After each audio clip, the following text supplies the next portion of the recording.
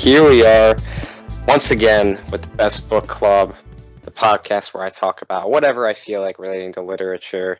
I'm your host, Saselam, aka Nufatora, and with me today I have likeabossjack. Hello. It's good to have you on. Thank you for having me.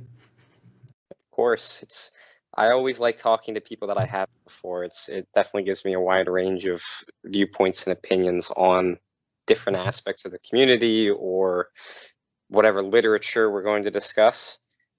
And this episode is going to be a little different than normal.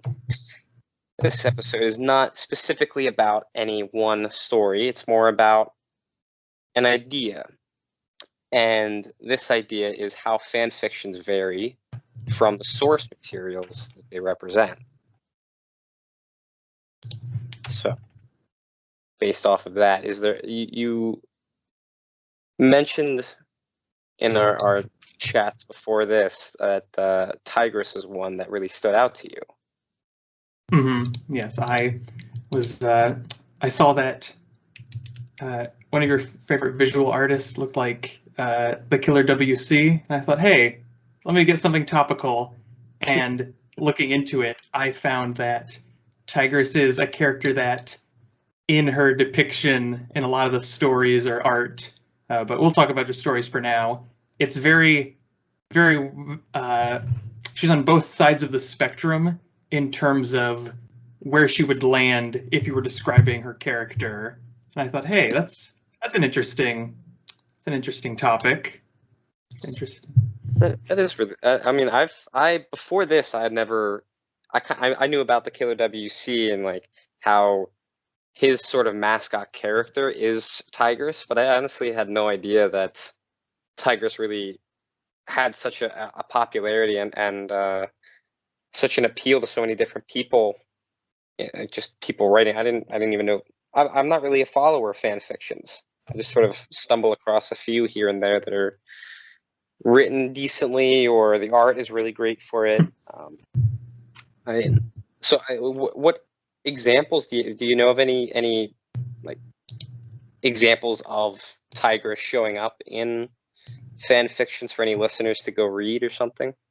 Yeah, I know that Sasita has written a few Kung Fu Panda things involving that, as I believe they were. I don't know if they're friends with the Killer WC, but they've definitely written a few things that, like in the description saying, oh, yep, this is for the Killer WC, either as like a gift or a commission or something. So there's... Okay. Go ahead. Sorry, I was just going to say their gallery has a few, and the one that was immediately... The first one I found was called Tigress and the Tundra Claws, which is, I think that's the most recent one, written sometime in 2019. So not super, super recent, but still like within the past few years it's been. Okay. Yeah, I mean, and I have no problem discussing stories from the past, as if any recurring listeners are listening to this one. Some of the greatest stories, in my opinion, happened years ago, decades ago. I guess a decade ago. I guess we can't go too far back. But, well, I guess that's not entirely true. We could.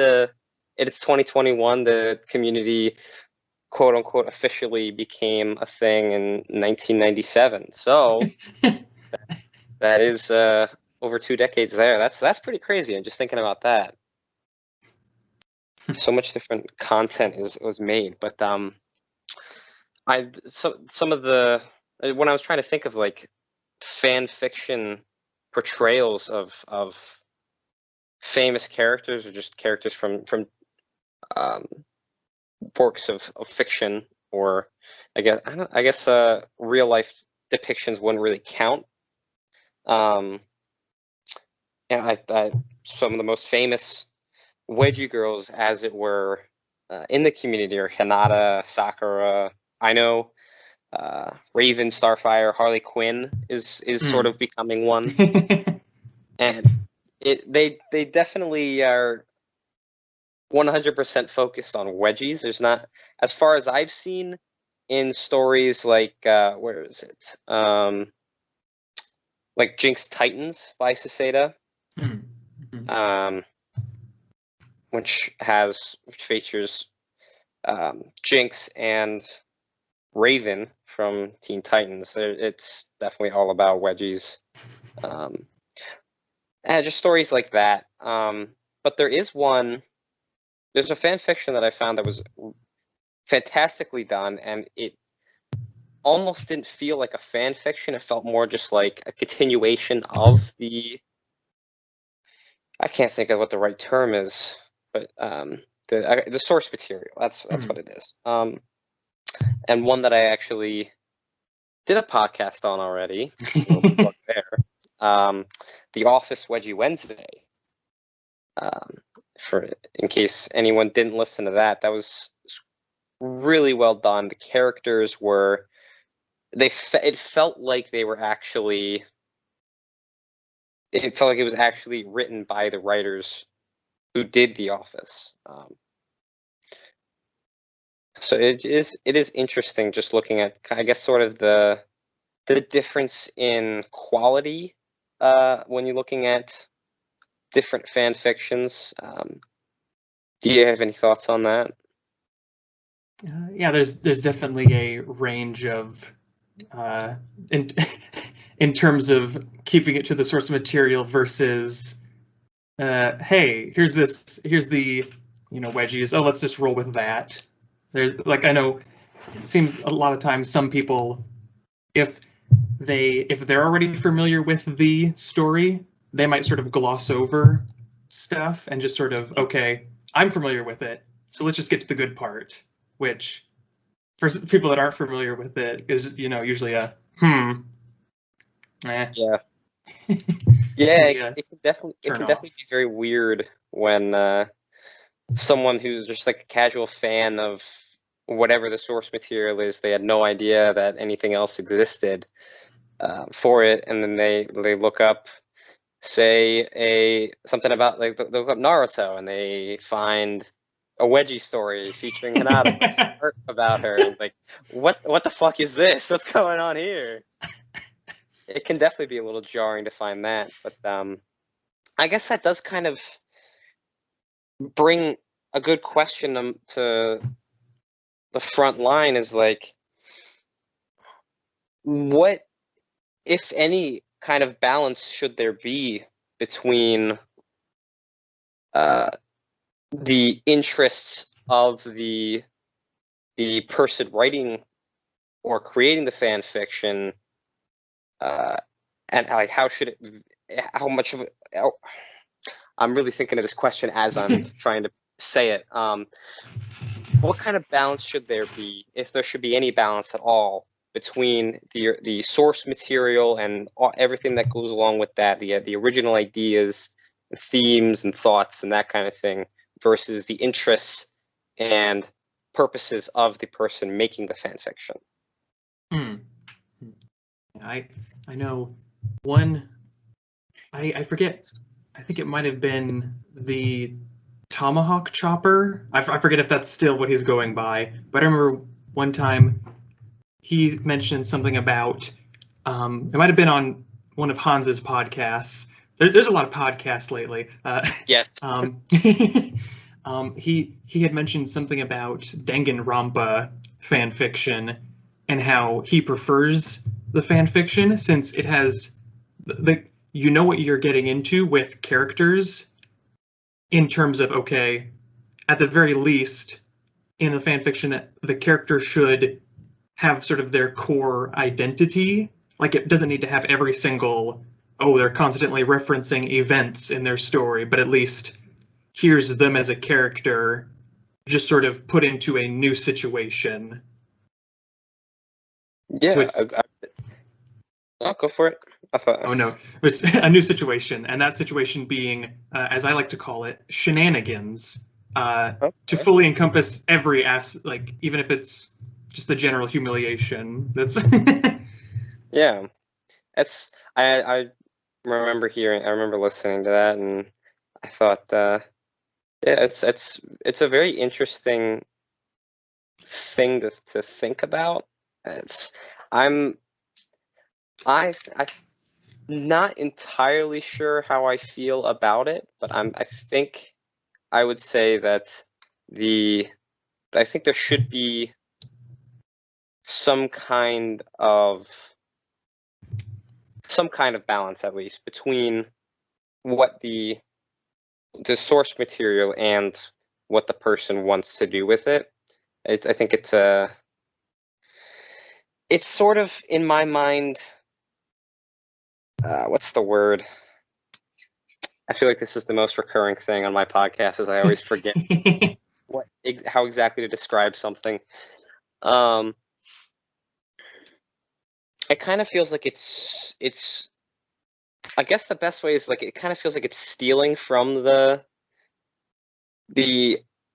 original creator if you're just taking their character, or I guess just their character, and you're just using it however you want. Like, if you were to take, like, say, Hinata or Sakura or someone like that, and just make it all like, oh, they're just spending time in the room having a sleepover, giving each other wedgies.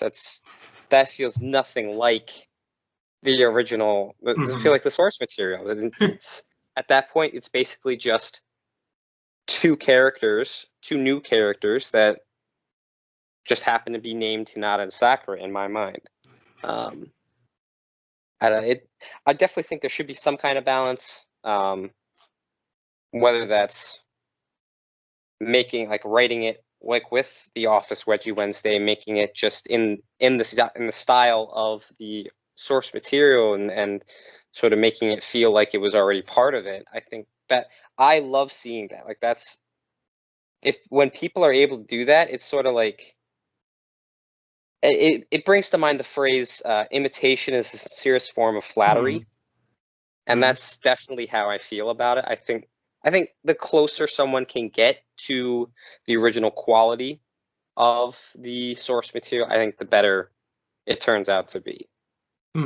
Yeah, that's almost like the ultimate homage is being able to, getting what the author is, like, putting down with their characters or their setting and the way they do it, and then replicating it while adding in sort of like the sort of the fan fiction author's own stuff. Because, like, in my mind, the whole reason you would do fan fiction is like, okay, you like writing, but you like writing about these specific characters because the original author just did something with it. Like, there's something about the character that makes you want to say, I want to use this character instead of making a character from scratch that I could do literally anything with. Yeah. I mean, would you say that writing a fan fiction versus writing your own unique and original character, do you think one is easier than the other?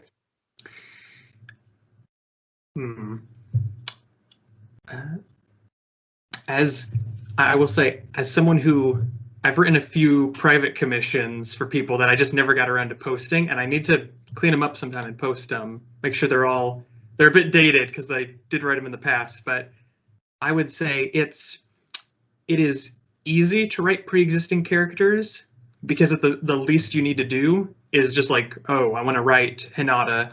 Let me jump on the Naruto wiki, and fans have put in all this work to document, here's everything about him, and the first few paragraphs are, basic character traits, or, hey, here's little factoids that, if you were to reference them, sort of flesh out the character. But I will say it's more fun, at least in my mind, to make a new character from scratch, though that might just be sort of the tabletop player in me constantly wanting to make a new character. That's definitely some good points. Although I think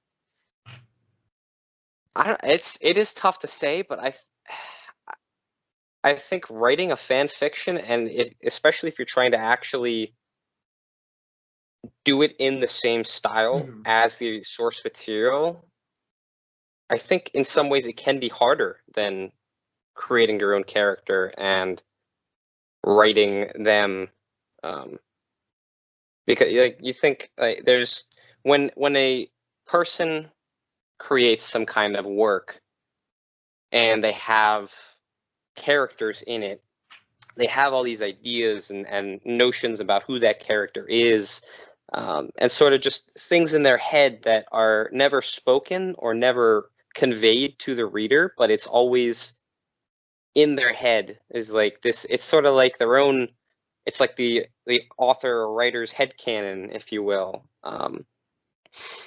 Like just things that are never actually revealed, but they sort of influence how the character does things, and maybe they can be figured out through context clues, but it's not, they're not things that could ever really be figured out. And so I'm not sure there is really a way to fully capture a character, and especially if you have people who are legitimate fans of the source material that you're making a fan fiction of, they'll point out if there's inconsistencies with the characters or if you did a good job with it or whatnot. Okay. I think I'll retool my statement to say writing a fan fiction can be the easiest or the hardest. It's the easiest if you are just going for the surface level. Okay, here's this character. What's their, that they're a fighter. Okay, yeah, that's good. And it's the hardest if you actually put in the investment of, here's, like in that case, The Office. Like I believe Magnipuls was the one that wrote that. Yes, he was. So, to get to that level of, it's like, oh yeah, this could pretty much be just a script that was never used. It's so sort of like in the world of that fiction that you would have had to at least watch like several episodes, probably the entire show, and then fully sort of go over it again and pick out, okay, here's the distinct Office things that make The Office unique, as opposed to just another show that might have a similar format. Yeah. So I guess which side do you lean more towards? Which side do I lean more towards? I mean, wait, hold on. I'm trying to. Can you restate what the two sides are before I answer that? So the one side is that it's very easy if you're just going to write how you want. You take characters and you just write them however you feel like it, to fulfill your desires, satisfy your needs, or just see what would happen. Maybe it's not a sexual thing. Maybe it's they want to see how that character would be in a completely different world. Like I've seen, going off a little bit of a tangent there, I don't remember exactly what it was, but I remember seeing something, I think with Ino or one of those characters that's sort of seen as like the character that gives wedgies in the community. They're taken from their world and they're put in a different world, like a different universe entirely. Like they're like if Ino was taken from Naruto and put in like Bleach or something like that. Like so you have that side. Right, and you have that side versus trying to capture the essence and the style of the source material as much as possible, making it very hard. Okay, I'd lean more towards wanting to try to do that challenge of making it true to the source. Though I will admit, in saying that, that would have to mean I'm dissing some of the original stuff I was mentioning of the fiction with Tigress in it. At least the stuff that has her being more receiver, since, at least in my mind, that's very opposite of where she would lie in the setting she's in. Hmm. Yeah, I mean, I don't think you're really dissing it though, just because that's your preference, but that's not necessarily saying that anything else is bad, you know. Okay, gotcha. I think it takes skill to do either. Like, if you're trying to write it well, I think it takes skill either way. I think I agree with you though that I prefer seeing the source material emulated as much as possible. I don't really go out of my way, like I said, to find fan fictions. I'll just stumble across one here or there for something that I'm interested in. I think I remember seeing a while back a Star Wars one with Rey, and I've never enjoyed the final three movies in the Star Wars movie series at all, and to any degree. But oh no, it was Ahsoka Tano. That's the one. Let's see if I can find it. Where are you? I don't know, but whatever. There's okay, so there's actually when I was trying to find that one, I found three stories that I think are really well done as fan fictions, and I'm wondering if you have heard of either of the three, and they're all by Saseda for whatever reason. The first is Aino's Interactive Hunt. The second one is Raven's Trip of Wedgies, and the third one is Teen Titans Wedgies. I think I've read the last two just by title alone. That seems very like I believe I've read those. Yeah, so Raven's Trip of Wedgies is and that's the first one I was going to talk about. I think it is really well done. It kind of it brings Raven and Wonder Woman together. What are they doing? They're going to like this abandoned building, tower, something, they're on some kind of mission. Fucking I don't remember what it was called. I don't remember what it's about. It's been a long time since I read that one, but it's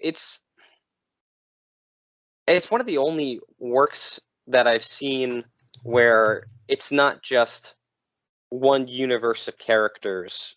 It's bringing two characters from completely different, I guess not completely different because they're both from DC, but sort of different universes in a sense. They had been brought together in like real life collaborations, but it's not something that I've really seen in the community too much. And I think they did. I think there is sort of a level that you can reach where it's like it passes for the character, but it's not necessarily exactly for that. I don't know. Actually, just the way I ended that sentence sort of felt like the one part of The Office where Michael's like, sometimes I'll just start a sentence and I have no idea where it's going. Just hope I find it, whatever the quote is. But Teen Titans Wedgies, that's also by Saseda, and it's just Raven and Starfire. Raven's meditating, and Starfire goes up and distracts her and comments like, "Oh, I saw you playing with your butt," whatever the Tamaranian word for that is. And then they just have a small wedgie war, and that's always been a personal favorite of mine. But Aino's Interactive Hunt, I think, is a little groundbreaking in ways because it's I think the only choose your adventure story. I don't know if you've seen any of them anywhere else.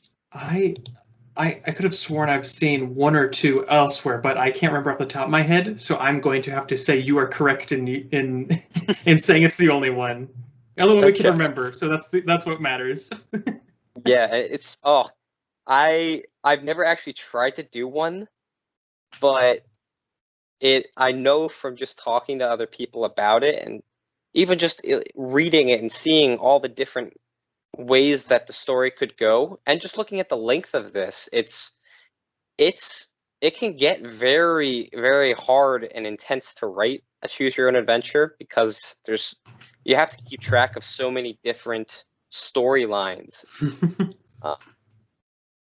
You're basically writing 5 different stories, or however many endings you have, and they all have to kind of intersect in some way. They all have to kind of make sense. Like if you started with this beginning, but then you went to like the third story's second part, like that kind of, it gets very difficult to do. And it's just a great read. It's fun getting to see Aino go after the quote unquote wedgie girls of Konoha. It actually does remind me of what's it called? Yeah,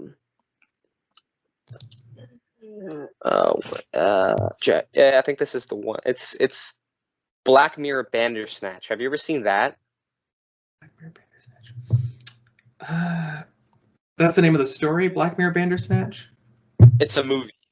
Oh, no, I have not. Oh, it's crazy how it's really fucking crazy. Have you ever heard of Black Mirror? Yeah. Okay, well, it's kind of I've never actually seen Black Mirror, but I saw this movie, and it's basically about this guy who's coming up with a video game, like a choose your own adventure video game, and it gets more and more crazy. Is like this. It's ridiculous, and like it's weird how they're able to make it work. Like it is legitimately an interactive story as a movie. Like you're able to choose different ways to go while you're watching. So it's kind of like a visual novel in a sense. It's really well done. Do you know of any? Are there any? I guess stepping away from choose your own adventures, is there any fan fictions that sort of stand out to you as like hallmarks of what writers can do?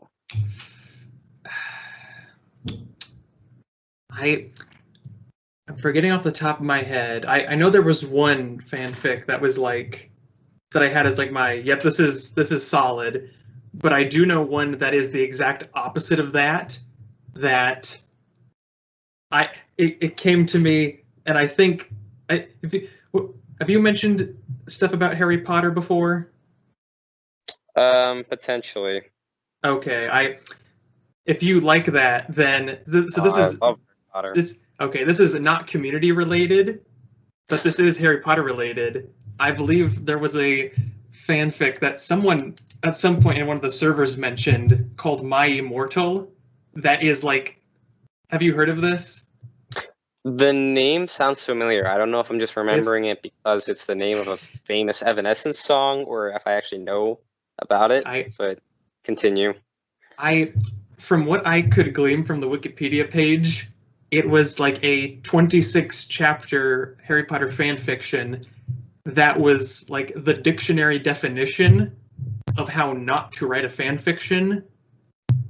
I believe it actually got removed from like fanfiction.net or something, and it's only preserved in like little snippets or like what people were able to save.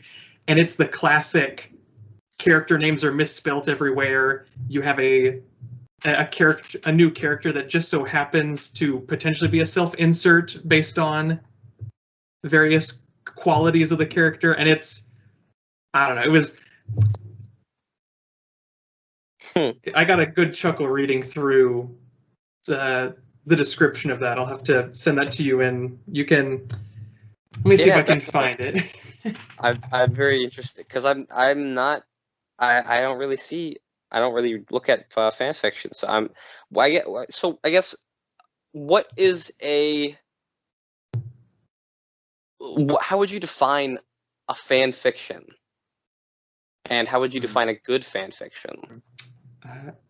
So I define fan fiction as a story, or either standalone or chapters, that it is taking characters that are not, they're not created or owned by the person writing it.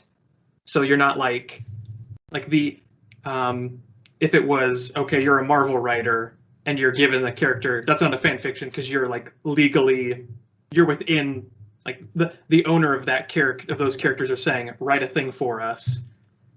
The fan fiction would be just someone independently looking at a series and saying, hey, I like those characters, I like that setting, and then making their own thing of it. And at least for me, a good fan fiction would be one that stays true to the characters. But in terms of community stuff, that does muddle it, like it seems like we've been getting at, where if you keep it true to the characters, nothing will happen that we're here to see for people reading community stories. Yeah, I mean, that's very true. I guess going back to the balance a little bit, you do have to kind of strike a bit of a balance. You can't, when it goes to, when you're trying to write a story for the community and it's a fan fiction, I don't think you can purely make it about the source material. You have to kind of add your own interests, which happen to be Wedgies. I think you kind of do have to write a little bit. You have to change them a little bit, which is that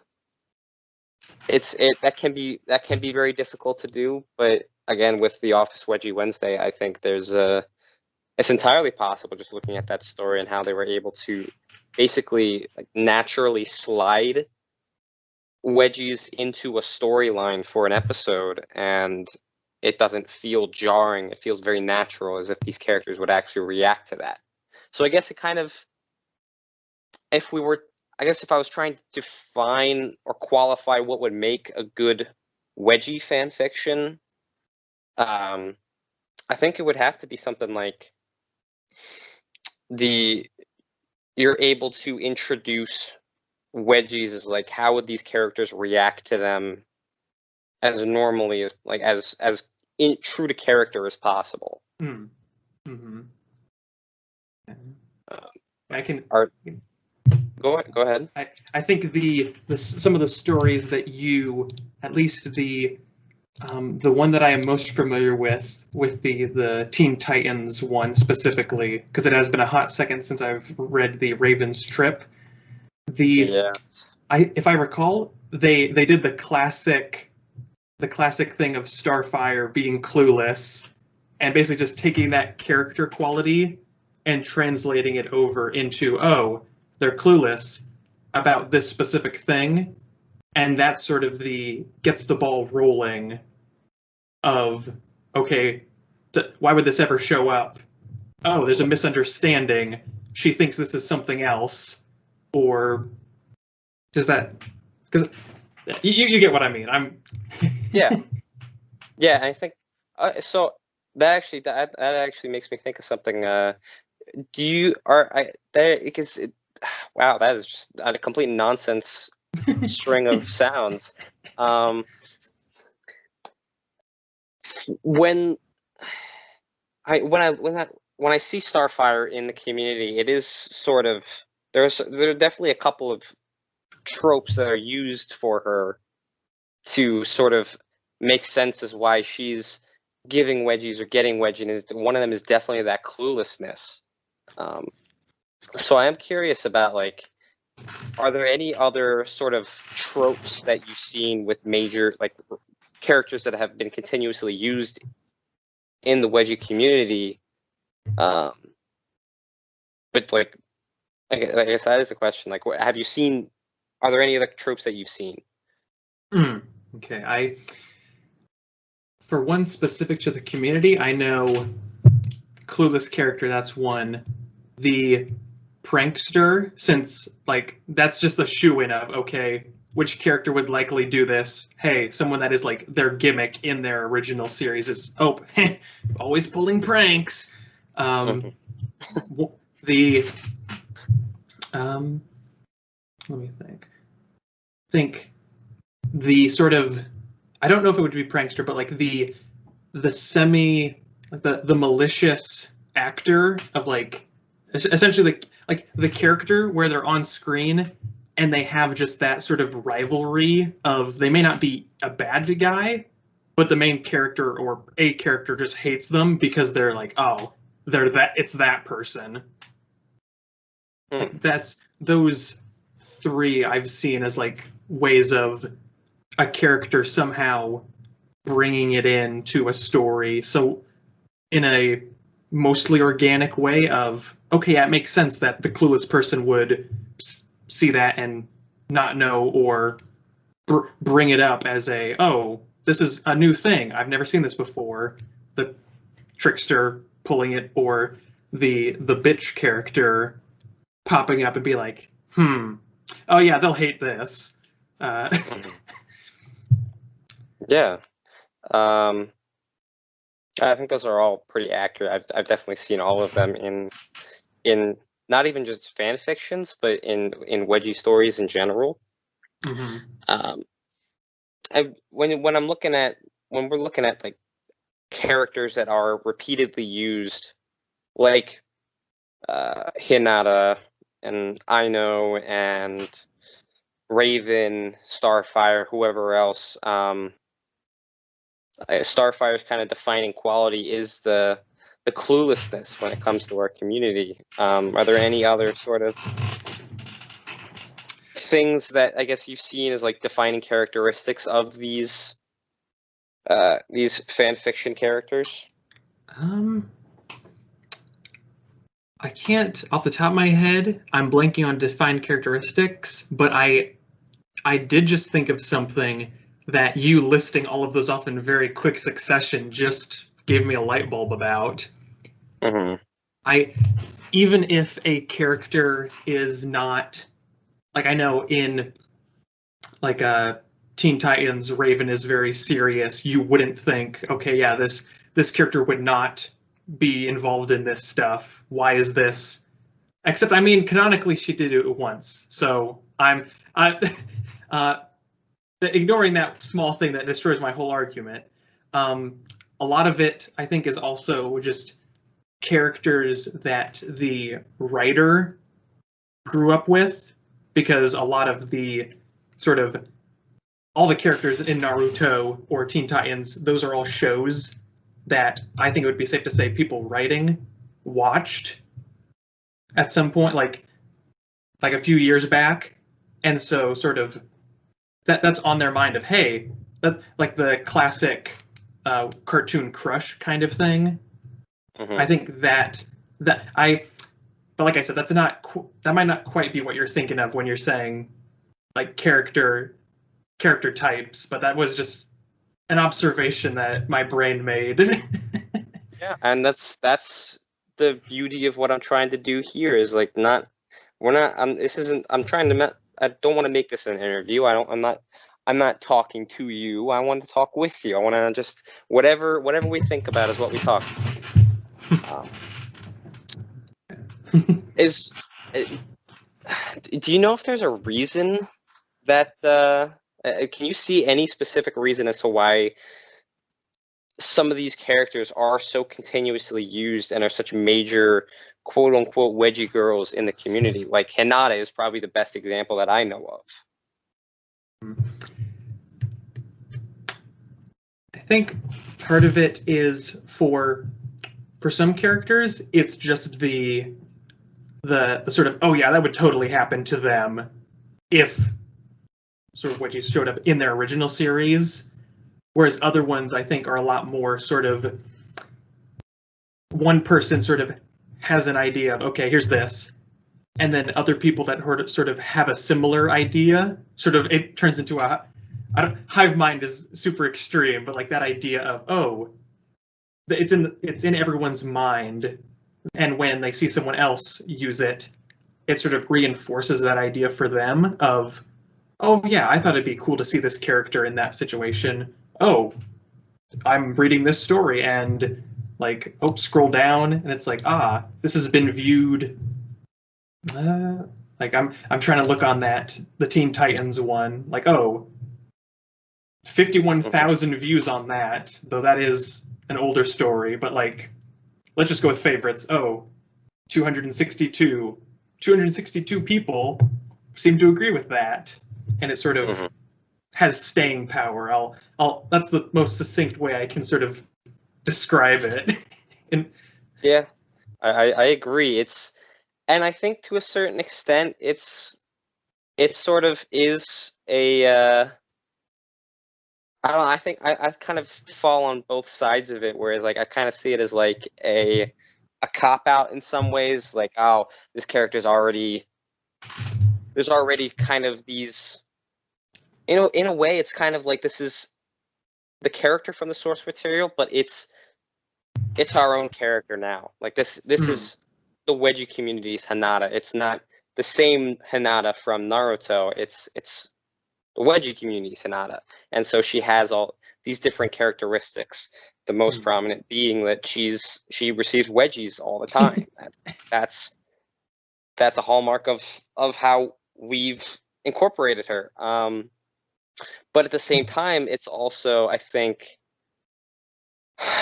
damn it, I just forgot what the other part of it was. It's sort of like it's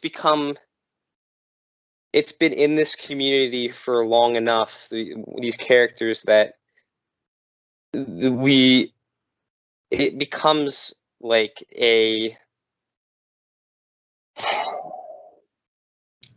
I think I'm picking up what you're putting down. It's like it becomes a headcanon for the community. Similar, I know that can happen a lot with normal fan fiction of. Oh. Yeah, I just thought so. When you said that, it sort of made me think of something. I might have been what I was trying to think of before. It's kind of like something that ties us together in a way. Where like you look, like there's all these different people with their own take on Wedgie, the Hinata. Wow, that was completely mixed up. Hinata, the Wedgie girl. Wow. Oh man, my brain is constantly all over the place. Just looking at Hinata, the Wedgie girl, and all these different portrayals of her, but it's the same character, but it's sort of like the community's character. It's not any one specific person's OC. I think it is really sort of a like a construction term. It's like a joint compound for the community. Yeah, it sounded like you had something you were going to say before. Oh no, I was just gonna say, I know that just in general fan fiction writing, the sort of prominent headcanons can pop up, and then there's like a big drastic change of like, and then the series actually, if like you could have a thing where plot element is introduced and it seems like the show drops it, and the fans are like, hey, let's take that and run with it, but then the show is like a season later, you thought we dropped that, and then they have their own. And it completely obliviates like the entire like headcanon the community made, because it's like, oh, well now these two things can't coexist, so we either have to, that whole thing is now, do we go with what is canon or do we go with our headcanon, and how much will that break the show further down the line if you keep sticking with, here's what we made in the sort of intermission between the writers making something. I mean, I'm not sure that you necessarily have to pick one or the other as like this is canon, this is not. I'm thinking of like The Legend of Zelda, where there's everything is canon. There's so many different it's because there's different timelines, and it's the same exact characters, but in different timelines, and how they've responded to the way things have played out based on certain universe shifting events. So I think you can kind of, in that sense, have your cake and eat it too. It's you can have one with the other. I like how this And I have a perfect example of that goes back to Tigress because because you have the people in the community that portrayed as, okay, here's Tigress, she's always getting it, just despite being Kung Fu Master, it's happening all the time from random bandits because it just is. That's her sort of like bad luck. And then you have people on the opposite end of the spectrum where Tigress is like bullying the Killer WC's basically his stand-in character, and she's like top dog, no question about that. Sort of those two those two concepts coexisting, and they only really split up when you sit down and say, okay, like, or anyone sits down and says, okay, I'm writing a story. Which version or any of the granularity in between am I gonna pick up and use for this? I mean, I guess the reason that I haven't really talked too much about Tigress because I've never actually seen Kung Fu Panda, so I don't know how much Tigress differs in the fan fiction portrayals versus the source material. There is quite a difference between yelping Wedgie Girl and stoic hero of the land martial artist. I'm sure. I kind of have a sort of understanding of what the story is about in Kung Fu Panda, but I'm sure like any sort of content, the source material that doesn't actually have wedgies in it is going to once you have the character become kind of like they're getting wedgies, it is going to make it very different. I don't think I think like I think we said it earlier, is like you can't necessarily have the character be exactly the same as the source material if you're trying to introduce wedgies to it when there haven't been any before. The characters they've never reacted to that before, so you kind of have to have to understand the character in a way if you're going to write it as best you can, as true to character as possible. You kind of have to have a deeper understanding of the character for it to feel more natural, as like this is how they actually would react to getting a wedgie, instead of like Tigress is this badass martial arts master who protects the land, and she turns into a screaming little girl as soon as her underwear gets a little pull. That's a little off-putting. It doesn't feel actually like the characters, like it doesn't feel like it's actually that character. I mean, is there, I don't know, is there any works that you would like to actually see get some fan fiction, or ones that you're planning on writing for?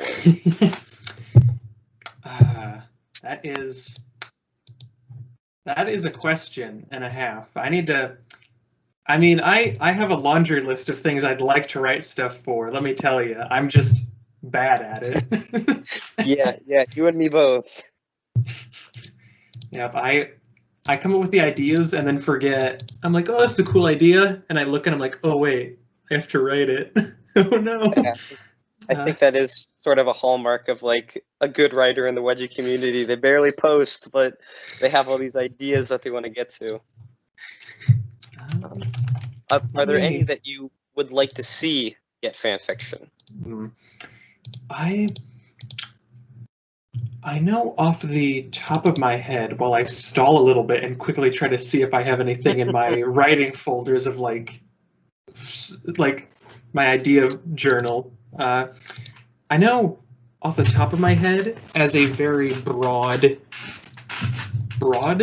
I like, I guess, less fan fiction and more of like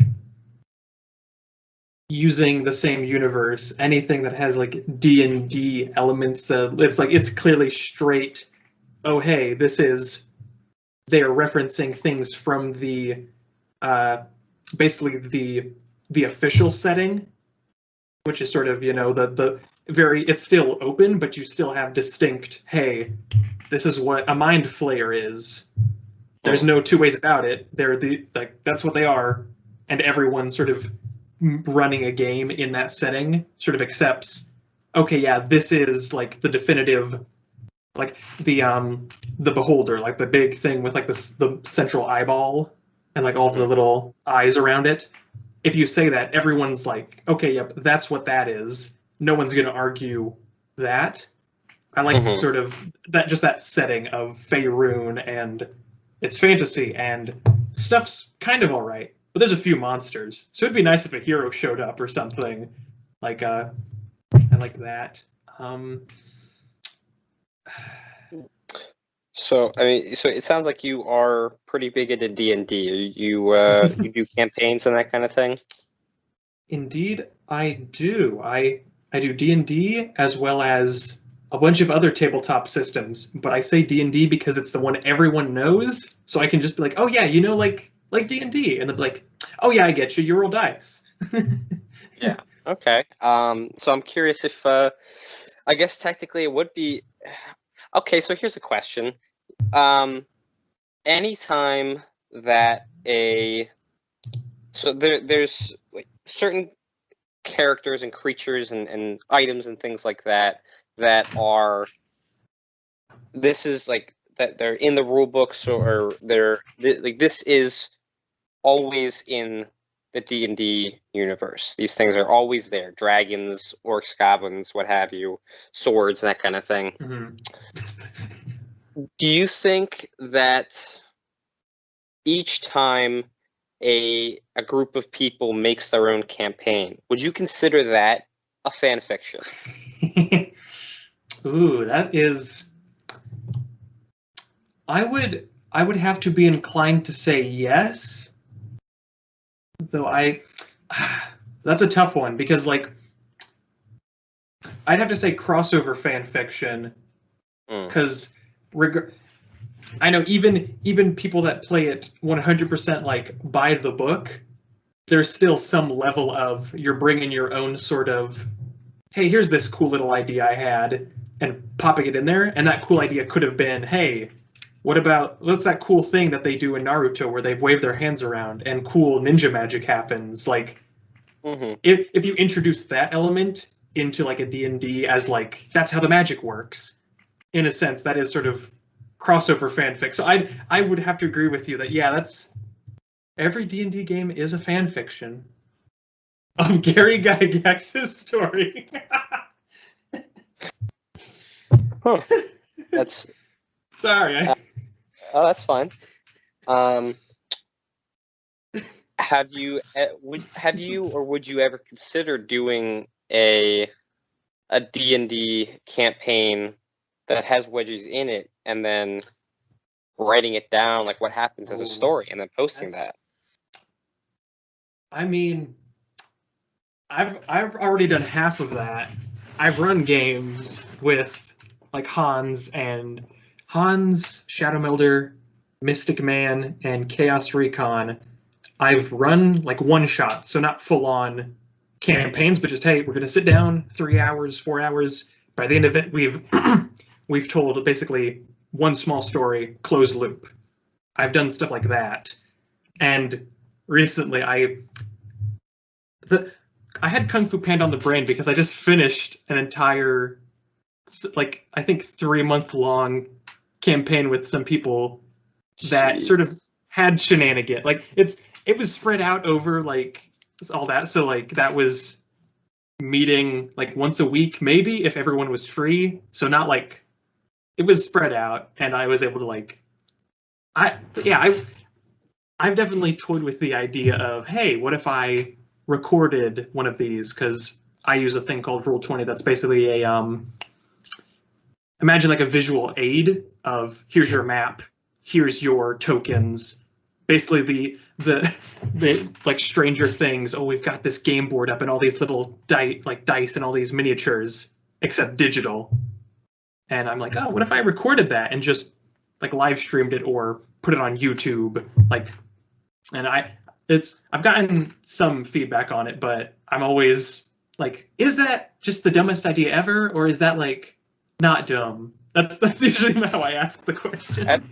It's definitely something I haven't seen before. It would be very interesting to to try it out. I think there's definitely a what's the word? Like an audience for it. Yes. I think there could definitely be an audience for it. It's not something that I've seen in the community, and I think people always enjoy seeing new ways of introducing wedgies into things, or just new ideas implemented, like podcasting, doing, or having some model read a wedgie story. I think those are just ideas that people randomly had, and then they introduced it, and the response has been great. I'll have to get on that D&D wedgie game before someone else makes 3 other campaigns about it. Yeah, you should definitely stake out your corner of that market before anybody else gets on it. All right. Well, you have anything else that you wanted to hit on that we haven't talked about yet? No, I think we talked about fan fiction and lots of other stuff, which was, I guess that's how most conversations go. You sort of, exactly, it meanders about, and at the end of it, you've got a nice little map that you've made that it might have been what you thought it would be beforehand, but it was still very nice. Absolutely. Yeah, and I think I'm all good on everything I wanted to hit on. Is there anything you want to plug? Anything that you're working on? I'll plug it here because it will give me the peer pressure of knowing quite a few people will be wanting it. On the podcast I did with Hans, I announced that I did a module, and that module came out, and it was pretty good. I'm making a second module, and it's procrastination is setting in, but I'm getting there. It's getting here. Called the Sorosphere. That's basically my version of the Dungeon Master's Guide. That's essentially, here's your own setting that has a few, like, oh, here's a few major cities. Here's all of the standard D&D races like elves, dwarves, dragonborn, etc. But with sort of the more shenanigan outlook on it of, oh, yeah, here's the elves, but they're actually a very lawful society that takes discipline very seriously, and you can probably guess where that goes. But yep, the Sorosphere. That's the I think the name I'm going with. So you can look out for that. All right, that sounds like it's going to be a lot of fun. I like how you said you'll plug it so that you'll feel the peer pressure from a bunch of people wanting to see it on this podcast, because I have so many listeners. All of about 10 people pushing you to doing it. All right, well, yeah, that was fantastic. Thank you for coming on. I'm happy to be here. Happy to get the opportunity to chat with you. All right, this has been another episode of the Best Book Club, and I will see you on the next one.